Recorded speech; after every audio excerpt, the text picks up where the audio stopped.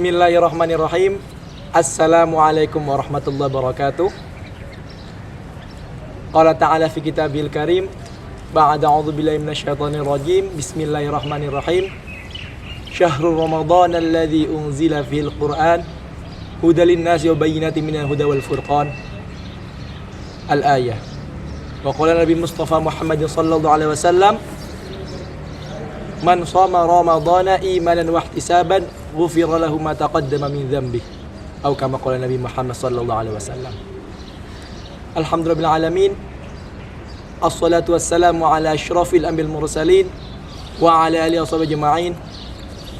Sahabat-sahabat yang dimuliakan Allah SWT, alhamdulillah pada kesempatan Ramadan tahun ini kita kembali lagi dipertemukan dengan bulan Ramadan. Bulan Ramadan awalu syahrin rahmatur rahman, yang mana pada mulanya Allah turunkan rahmat, tsumma ghufranun wa 'idqun niran. Kemudian selanjutnya Allah berikan pengampunan, dan di 10 hari akhirnya Allah berikan pembebasan dari api neraka. Sahabat-sahabat yang dimuliakan Allah SWT, berlalu tahun demi tahun Ramadan kita dan tidak ada perkembangan. Yang mana tahun kemarin puasa kita berasa sama seperti puasa sebelumnya. Puasa yang pada hakikatnya dalam definisi bahasa adalah al-imsak, imsakut ta'am wa syarab minal jaufi muta'ammidan, yaitu kita menahan lapar dan haus. Yang mana tahun ini juga puasa kita menahan lapar dan haus. Kenapa sih kita tidak ada perubahan atau kan kita menjadikan puasa kita lebih berkualitas dari tahun demi tahun? Yang kalau kata orang zaman sekarang, harus ada something di puasa kita. Puasa kita harus semakin berkualitas. Sahabat yang dimuliakan Allah Ta'ala, para ulama kita, salafun sholih, bagi mereka puasa bukan hanya sekedar menahan lapar dan haus. Bagi mereka puasa adalah bentuk ibadah atau bentuk pengabdian totalitas kepada Allah Ta'ala. Abu Hamid Imam Ghazali radhiyallahu telah menjelaskan dalam kitabnya, yakni kitab Asrarus Siyam.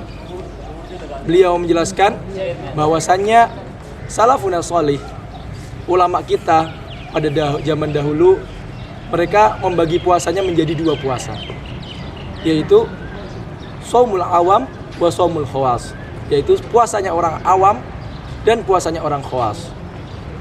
Puasa orang awam adalah bagaimana puasa ini hanya sekedar imsakut ta'am minasyarab, imsakut ta'am minasyarab minal jauf, hanya sekedar menahan lapar dan haus, dan juga imsaku kulla syai' badani minal badana, dan juga menahan segala sesuatu yang berbau syahwat.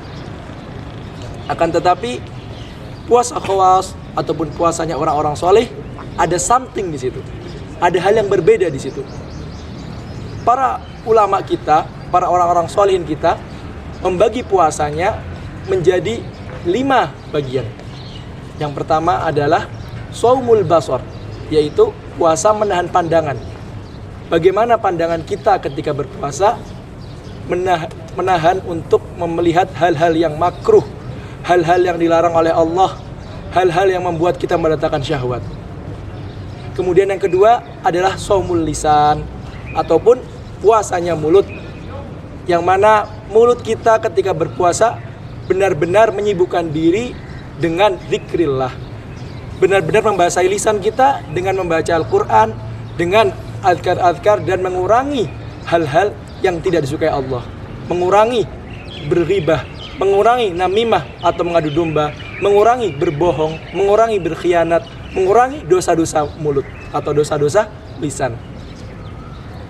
Yang ketiga yaitu shaumul sam'i, ataupun puasa telinga, yang mana telinga kita sebisa mungkin ketika berpuasa yaitu menjaga dari mendengarkan hal-hal yang makruhat, hal-hal yang tidak disukai oleh Allah, hal-hal yang tidak disenangi oleh Allah Ta'ala. Mendengarkan dari membicarakan pembicaraan yang sia-sia, mendengarkan dari dari berghibah, mendengarkan dari pembohongan orang-orang ataupun hal-hal yang tidak disukai oleh Allah Ta'ala.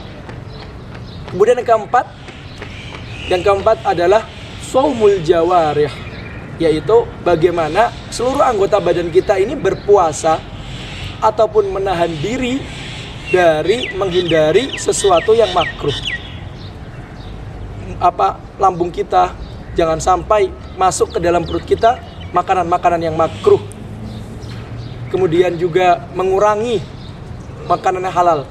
Maksudnya kita berusaha untuk tidak mengenyangkan perut kita ketika berpuasa. Karena apa? Karena hakikatnya puasa adalah agar kita bisa merasakan bagaimana dirasakan oleh orang-orang fakir dan miskin. Lalu apa bedanya kita berpuasa dan kita kenyang ketika berbuka? Kemudian kaki kita jangan sampai melangkah ke tempat-tempat maksiat. Tangan kita jangan sampai menjadi wasilah untuk melakukan pekerjaan-pekerjaan yang tidak diridhoi oleh Allah Ta'ala.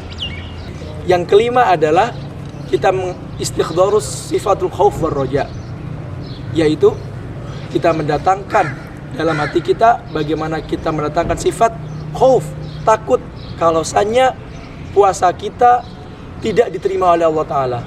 Dan juga kita mendatangkan sifat roja, bagaimana kita berharap bagaimana Allah Ta'ala telah memberikan pahala ataupun menerima puasa kita. Kita tidak boleh terlalu khauf, terlalu takut kalau Allah tidak menerima puasa kita. Dan kita juga tidak boleh terlalu roja ataupun terlalu berharap kalau puasa kita diterima oleh Allah Ta'ala. Tapi kita harus menyelaraskan antara keduanya, antara sifat khauf dan sifat roja. Supaya apa? Supaya Allah Ta'ala dapat menerima puasa kita dan dapat menerima amalan kita. Sahabat yang dimuliakan Allah SWT, maka oleh karena itu jadikanlah puasa kita bermakna. Jangan sampai puasa kita sebagaimana puasa-puasa kita sebelumnya yang hanya menahan lapar dan haus tanpa mendapatkan kualitas yang baik. Sahabat yang dimuliakan Allah SWT, Allahumma innaka afun karim tuhibbul afwa fa'fu anna. Asyhadu an la ilaha illallah, astaghfirullah, as'aluka ridhaka wal jannah wa na'udzubika min sakhatika wan nar. Doa yang selalu kita panjatkan di malam hari pada bulan Ramadan, yang mana selalu kita berharapkan pahalanya bahwa Allah Ta'ala akan menerima semua amal ibadah kita. Allahumma sallimna fi Ramadan wa sallim Ramadana lana wa tasalamna fina mutaqabbala. Ya Allah, terimalah amal ibadah kita, terimalah Ramadan kita tahun ini. Jadikanlah Ramadan kita tahun ini semakin baik dibanding Ramadan-Ramadan sebelumnya, dan terimalah amal kita dan tutuplah kita dengan husnul khotimah. Akhirul kalam, wallahu muwaffiq ila aqwamit thoriq. Wassalamu alaikum warahmatullahi wabarakatuh.